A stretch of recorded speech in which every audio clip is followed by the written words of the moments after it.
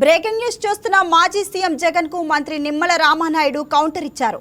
ఆయన ఓ తుగ్లక్లా మాట్లాడుతున్నారని, జగన్ మావిగన్ అంటే ప్రజలు భయపడుతున్నారని మంత్రి నిమ్మల ఎద్దేవా చేశారు. అధికారం కోసం జగన్ ఎంతకైనా తెగిస్తారని అన్నారు. హత్య రాజకీయాలు జగన్ కు అలవాటుగా మారాయని ఆరోపించారు. అమరావతిలో అభివృద్ధి చూసి జగన్ కు భయం మొదలైందని మంత్రి రామానాయుడు అన్నారు. వచ్చే ఎన్నికల్లో జగన్ కు 11 సీట్లు కూడా రావని జోస్యం చెప్పారు. జగన్ మావిగన్ అంటే కూటమి ప్రభుత్వం భయపడట్లేదని మంత్రి నిమ్మల స్పష్టం చేశారు.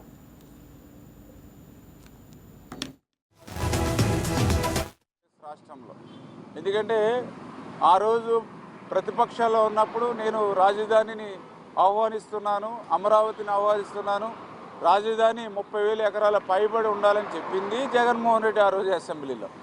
మళ్ళీ అధికారంలోకి రావడానికి ముందు, ఎన్నికల ముందు 2019 ఎన్నికల ముందు కూడా నేను మగాడిని, నేను ఇక్కడే ఇల్లు కట్టుకున్నాను అమరావతిలో, ఒక్క అంగుళం కూడా అమరావతి కదలదు అని చెప్పింది ఆయన. మరి ఎన్నికలు అయిన తర్వాత 151 సీట్లు ఇచ్చిన తర్వాత ఆయన మాట తప్పి మడమ తిప్పి అమరావతి కాదు 3 ముక్కలు అన్నాడు.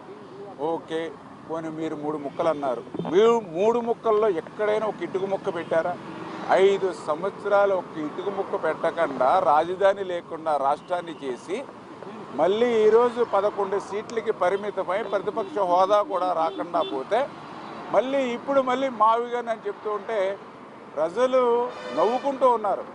అంటే మచిలీపట్నంలో మా తీసుకోండి, విజయవాడలో వి తీసుకోండి, గుంటూరులో జిఎన్ గన్న తీసుకోండి అని అసలు మీరు చెప్పినటువంటి విధానం, మీరు చెప్పినటువంటి ఆ మావిగాని చెప్తూ ఉంటే ఇటువంటి వ్యక్తి 5 సంవత్సరాలు ముఖ్యమంత్రిగా ఉన్నాడా ఈ రాష్ట్రానికి? ఇటువంటి వ్యక్తి ఒక పార్టీకి అధ్యక్షుడిగా ఉన్నాడా అని చెప్పి ఈరోజు ప్రజలు కూడా మరి ఆలోచించుకునేటువంటి పరిస్థితి వచ్చింది. అంటే ఇటువంటి తొగ్గులకు ఆలోచనలు అనేవి ఈ ప్రపంచంలో ఒక జగన్మోహన్ రెడ్డికి మాత్రమే వస్తాయి. అంచేత ఇటువంటి జగన్మోహన్ రెడ్డి చెప్పేటువంటి మాటలన్నింటినీ కూడా ఒక జోక్ మాదిరిగానే తీసుకుంటున్నారు తప్ప ప్రజలు ఎక్కడ కూడా దాన్ని సీరియస్గాను పరిగణించినటువంటి పరిస్థితి మనందరం కూడా చూస్తూ ఉన్నాం. రేపటి భవిష్యత్తులో ఇలాంటి ఆలోచనలతోటే నువ్వు పోతే, నువ్వు ప్రజలు బుద్ధి చెప్పినా కూడా నువ్వు మారకపోతే రేపు భవిష్యత్తులో ఆ 11 సీట్లు కాదు కదా, ఆంధ్రప్రదేశ్ రాష్ట్రంలోనే వైఎస్ఆర్సీపీ పార్టీ కనుమరుగయ్యేటువంటి పరిస్థితి. ఇప్పటికే నీ పార్టీ విధానాలు చూసి, నీ సిద్ధాంతాలు చూసి ప్రజలు భయపడుతూ ఉన్నారు. రేపు మళ్ళీ అధికారంలోకి వస్తే ఇంతకంటే ఎక్కువ అభివృద్ధి చేస్తాం, ఇంతకంటే ఎక్కువ సంక్షేమాన్ని అందజేస్తామని ఎవరైనా చెప్తారు. కానీ నువ్వేం చెప్తూ ఉన్నావు?